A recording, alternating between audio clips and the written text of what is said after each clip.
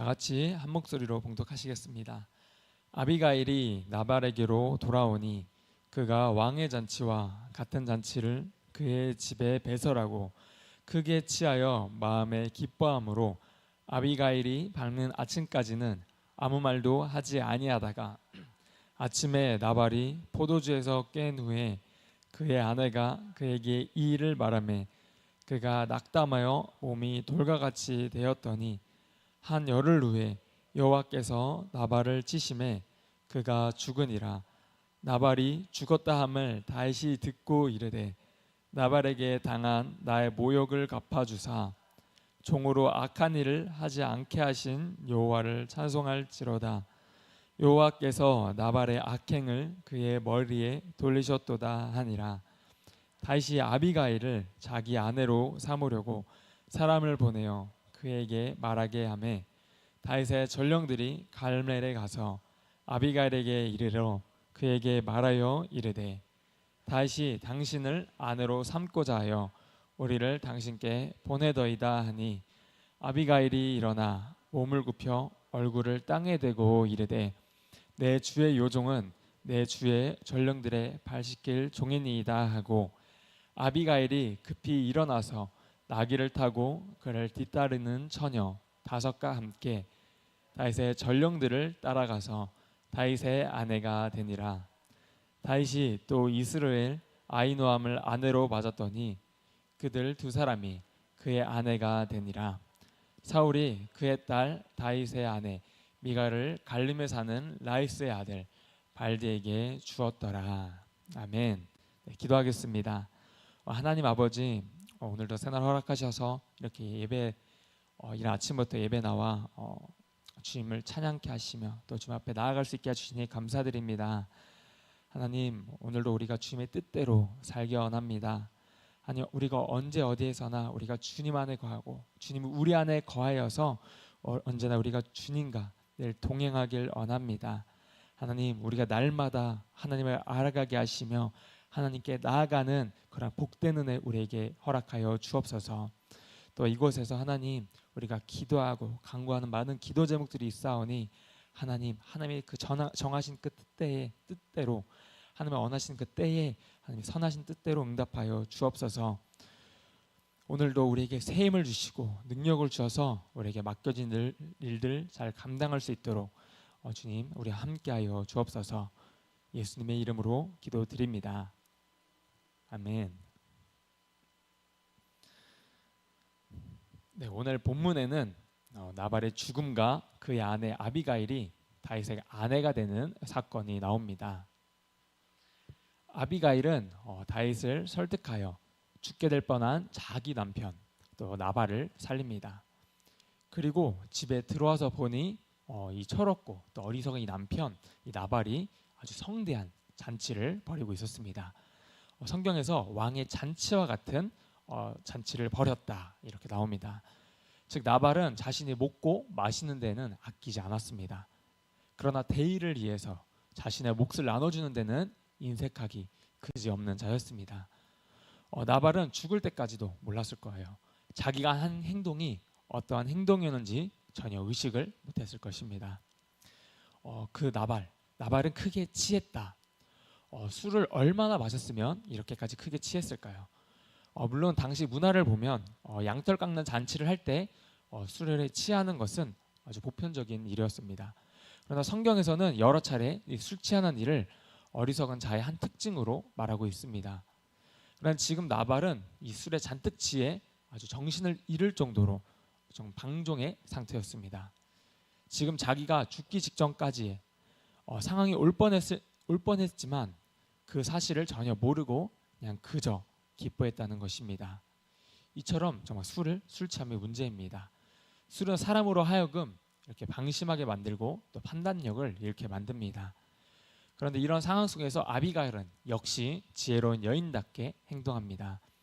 이런 상황을 전혀 알 리 없는 이 나발의 이 잔치의 흥을 깨지 않습니다. 밝는 아침까지 아무 말도 하지 않습니다. 왜 아비가일은 곧바로 남편에게 알리지 않았을까요? 어차피 나발은 지금은 술에 잔뜩 취해 있는 상태였습니다. 지금 잘잘못을 따질 그런 상황에서 정신을 잃고 있는 사람한테 무슨 얘기를 한다고 말이 통했겠습니까? 또 술에 취한 나발에게 다윗이 당신을 죽이려 했다는 말을 한다면 아마 더 큰 충격을 받거나 또 판단력이 없는 상태에서 더 큰 잘못을 저지를 수도 있었습니다. 이러한 행동만 봐도 아비가일이 정말 현명하고 판단력이 좋은 여인임을 알 수 있습니다. 그리고 아침에 나발이 이 포도주에 깬 후에야 그제서야 이 모든 사실을 나발에게 알립니다. 그러자 나발은 그 소식을 듣고 그 사실을 듣고 그가 낙담하여 몸이 돌과 같이 되었더니라고 이렇게 나옵니다. 낙담했다. 여기서 낙담했다라는 말은 그의 마음이 죽은 상태를 말합니다. 어제만 해도 이 술 먹고 기뻤던 그 마음이 아예 죽어버린 마음이 된 것입니다. 아내의 말을 듣고 얼마나 이 충격을 받았던지 몸이 돌과 같이 되었습니다. 마치 심장마비가 걸린 것처럼 그냥 아무 말을 못하게 된 것입니다. 물론 본문에서는 이 나발이 이 낙담한 이유를 정확하게 밝히지는 않고 있습니다. 아마도 이 아비가일이 여러 가지 음식을 다윗에게 갖다 준 것에 대한 부담일 수도 있고, 아니면 만약 아내가 그렇게 하지 않았다면 자신의 집안이 다 멸망할 수밖에 없었던 그런 처지를 생각하면 어쩌면 크게 두려움에 떨었을 수도 있을 것입니다. 어쨌든 여러 가지 정황들을 보았을 때 나발이야말로 그 이름대로 정말 어리석고 속 좁은 사람인 것은 분명합니다. 그리고 더 안타까운 것은 중요한 것과 덜 중요한 것, 이걸 구분 못했다는 구분 못하는 사람이었다는 것입니다. 이 사실 죽었다 살아났으면 그것을 다행으로 여기고 또 자기가 직접 다윗을 찾아가 또 사과하는 방법도 있었을 것입니다. 근데 이 사람은 이렇게 어리석은 사람이라 결국 이런 비참한 최후를 맞이하게 됩니다. 그리고 한 열흘 후에 하나님 여호와께서 나발을 치심에 그가 죽으니라. 바로 그 자리에서 바로 죽은 것이 아닙니다. 열흘 동안 이렇게 끙끙 앓다가 고통 가운데서 죽습니다. 그런데 그 앞에 뭐라고 써 있습니까? 여호와께서 나발을 치심에, 바로 하나님께서 나발을 치셨다는 것입니다. 결국 이 나발의 죽음은 그의 어리석음에 대한 하나님의 형벌이었음을 보여줍니다. 하나님께서 먼저 이렇게 나비가일을 보내셔서 다윗이 직접 보응하지 못하도록 보복하는 것을 막으셨습니다. 그리고 다윗 대신에 하나님께서 나서서 나발에게 보복을 하십니다. 이처럼 원수 갚는 것은 우리가 하는 것이 아닙니다. 하나님이 하시도록 우리는 그저 하나님께 맡겨드려야 됨을 우리가 보게 됩니다. 나발의 이러한 모습들은 이 재물과 또 돈을 인생의 최고의 목표로 두는 자의 허무한 말로를 이렇게 보여주고 있습니다. 또한 선을 악으로 갚는 자의 인생의 끝이 어떠한지를 잘 보여주는 사건이기도 합니다. 여기서 또 우리가 이 다른 관점으로도 볼 수 있습니다. 다윗은 하나님의 기름 부은 자로서 예수 그리스도를 예표하는 인물이기도 합니다. 하나님은 다윗이 이 왕이 되는 이 과정을 통해 하나님의 나라가 또 예수 그리스도를 통해 어떻게 이루어지는지를 이렇게 예표적으로 보여주고 있습니다. 즉 그리스도처럼 다윗도 하나님의 이 섭리에 있어서 좀 핵심적인 인물이었기 때문에 이 어떤 구속사적인 이 측면에서 본다면 이 다윗을 대적하는 것은 마치 하나님을 대적하는 것으로도 볼 수 있습니다. 그러면 하나님을 대적하는 자가 죽는 것은 어쩌면 당연한 일일 것입니다. 그래서 이 나발이 죽는 것은 정말 당연한 결말이라는 것입니다. 이처럼 예수 그리스도를 믿지 않는다는 것은 과연 어떤 의미인가? 그것은 그리스도 안에서 행하시는 하나님의 영원하신 이 섭리와 또 구원의 은혜를 거부하는 것입니다. 당연히 먼저 이 나발에게 겸손히 구하지 않았습니까? 다윗이 먼저 나발에게 겸손히 구했습니다. 하나님도 우리에게 억지로 믿으라고 하지 않으십니다. 여러 가지 방편으로 우리에게 보여주시죠. 이 구원의 은혜를 거부하는 자에게는 결국 그 제약대로 영원한 심판과 저주가 부어지는 것은 당연한 것입니다. 이제 39절에 이렇게 나와 있습니다. 본문의 39절입니다. 나발이 죽었다 함을 다윗이 듣고 이르되 나발에게 당한 나의 모욕을 갚아주사 종으로 악한 일을 하지 않게 하신 여호와를 찬송할지로다. 여호와께서 나발의 악행을 그의 머리에 돌리셨도다 하니라. 다윗이 아비가일을 자기 아내로 삼으려고 사람을 보내어 그에게 말하게 하매. 나발의 모습을 보면 사람의 인생은 정말 한 치 앞도 알 수 없습니다. 여기 나오는 나발의 죽었다 함을 다윗이 듣고 또 나발에게 당한 이 나의 모욕을 갚아주셨다 이렇게 말하고 있습니다. 구체적으로는 하나님께서 다윗의 억울한 이 형편을 살피셔서 그의 언수를 갚아주셨다 이렇게 말하고 있어요. 악행을 그의 머리에 돌리셨다. 자신이 행한 이 악한 행위만큼 결국 자신이 그 악한 악행의 대가를 받게 됩니다. 여러분, 싸움과 이 다툼의 자리가 생겼다면 우리는 거기서 빠져나가기를 원합니다. 그 사람이 정말 지혜로운 사람이고 또 그 모든 문제를 하나님께 맡기시기를 바랍니다. 그 문제 자리에서 피해서 나오는 것이 정말 중요합니다. 그래봤자 우리는 그것을 해결할 능력이 없습니다. 오히려 더 감정만 상하고 악해질 뿐입니다. 상황만 악해질 뿐입니다. 다윗은 이 아비가일의 간청을 듣고 또 자신을 모욕한 나발에게 직접 보복하지 않습니다. 그리고 그 다윗의 모욕을 마침내 여호와께서 갚아주십니다. 다윗으로서는 자기가 이 마음에 걸리는 일을 하지 않았을 뿐만 아니라 자기가 받은 이 모욕도 갖게 된 것입니다.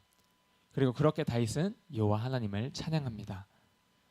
뒤이어 다윗은 아비가일을 그렇게 자기 아내로 삼으려고 사람을 보냅니다. 본문의 40절입니다.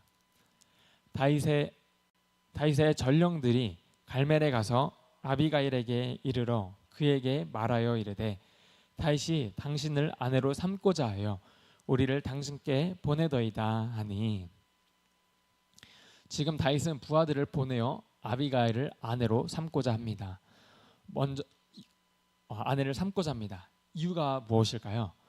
먼저는 아비가일의 신앙 때문입니다. 이 지혜로운 여인의 신앙 아비가일은 항상 이스라엘에 대한 하나님의 주권과 또 섭리를 생각하는 그런 여인이었습니다. 하나님의 뜻과 계획이 이미 다윗에게 있다는 것을 알았고 그런 다윗에게 순종하고 복종합니다. 하나님이 어떻게 일하시는지 그걸 가장 우선적으로 생각하는 그런 여인이었습니다. 또 두 번째 이유로는 그녀의 인품이었습니다. 이 겸손과 순종을 보이는 이 지혜로운 여인이었으며 또 말과 행동이 아름다운 여인이었습니다. 그리고 이스라엘에 대한 하나님의 뜻을 이루는데 이 조력해줄 만한 또 조력해줄 수 있는 동반자로서 아비가일이 제격이라고 생각했던 것 같습니다. 이렇게 하나님은 하나님의 뜻을 따라 사는 사람을 사용하십니다. 하나님 중심으로 사는 사람, 또 이 사람을 통해 일하신다는 것입니다. 반면에 미련한 사람은 하나님의 뜻보다 이 사람을 중요하게 여기고 또 사람의 관계보다는 물질을 더 중요하게 여깁니다. 또 완전히 반대로 가는 인생을 사는 것이죠. 그러나 지혜로운 사람은 이 물질보다 사람과의 관계를 더 중요하게 생각합니다. 더 나아가서는 이 사람과의 관계보다도 더 하나님의 관계, 또 하나님의 주권적인 이 섭리를 더 중요하게 여깁니다. 지혜로운 자는 이 사람을 살릴 뿐만 아니라 반드시 하나님께 쓰임을 받게 되는 줄 믿습니다. 그러자 이제 41절에 아비가일의 행동이 나옵니다. 본문의 41절입니다. 아비가일이 일어나 몸을 굽혀 얼굴을 땅에 대고 이르되 내 주의 요정은 내 주의 전령들의 발 씻길 종이니이다 하고. 몸을 굽혀 얼굴을 땅에 댔다 하는 이 모습은 바로 이 겸손의 행위입니다. 아비가일은 계속 이런 태도를 일관적으로 보이고 있습니다. 다윗을 처음 만날 때도 그랬습니다. 지금 총원을 받을 때도 마찬가지로 계속 교묘한 태도로 다윗의 요청을 받아들입니다. 또 한 가지 일관적인 모습은 내 주, 바로 내 주라는 호칭을 계속 쓴다는 것입니다. 이미 다윗의 수하에 있던 사람들처럼 아비가일도 다윗에게 내 주라는 말을 적용시킴으로써 자신도 그들처럼 다윗의 사람이 될 것을 시사해 줍니다. 여기서 우리는 한 가지 중요한 교훈을 우리가 얻을 수 있습니다. 바로 교회는 예수 그리스도를 주로 부릅니다. 즉 만물의 주인이신 예수 그리스도께서 교회의 머리 되심을 분명히 알고 또 믿으며 그분의 주권에 순종해야 합니다. 신랑 되신 예수 그리스도, 신부된 교회, 이렇게 우리가 표현합니다. 바로 예수 그리스도께서 우리의 이 교회의 머리 되시며 또 교회는 어떻게 행해야 되느냐, 아비가일이 바로 그 좋은 모범이 될 수 있다는 것입니다. 아비가일은 그의 주인, 바로 주인 다윗이 보낸 이 전령들에게조차 겸손히 이렇게 머리를 숙이고 또 다윗의 뜻에 즉각 순종합니다. 이처럼 교회도 우리가 주님의 뜻에 겸손히 순종하며 행해야 된다는 것입니다. 그리고 어느 정도로 이렇게 표현을 했습니까? 바로 내 주의 요정은 발 씻길 종이니이다. 여기서 발 씻기는 것은 바로 종들이나 하는 지극히 미천한 행위였습니다. 예수님께서도 마치 이 마지막에 성찬 예식을 행하실 때도 제자들의 발을 씻기지 않습니까? 이스라엘은 사막 땅이기 때문에 밖에서 들어오면 그 발이 더럽혀지는 것이 빈번했습니다. 그래서 이 모여 있는 사람 중에 가장 신분이 낮은 사람이 발을 씻기게 되어 있었습니다. 지금 이런 행위를 아비가일이 하겠다는 것입니다. 따라서 다윗의 구원을 받은 이 아비가일은 이러한 다윗의 구원은 자신의 분이 넘치는 가분한 것으로 감사하며 받아들이고 있습니다. 물론 그리고 요구하신다면 이 당신 수하에 딸린 이 사람들의 발이라도 씻기는 미천한 일도 기꺼이 감당하겠다 말합니다. 그리고 급히 일어나서 나귀를 따르는 처녀 5과 함께 다윗의 전령을 따라가게 됩니다. 그리고 다윗의 아내가 됩니다. 아까 전에 말씀드렸던 대로 다윗이 예수 그리스도의 모형이라고 한다면 다윗의 아내가 된 아비가일은 바로 교회의 모형이라고 할 수 있습니다. 아비가일은 처음부터 끝까지 다윗이 하나님이 기름 부으신 자라는 것을 믿었고 그에 합당한 존경을 표합니다.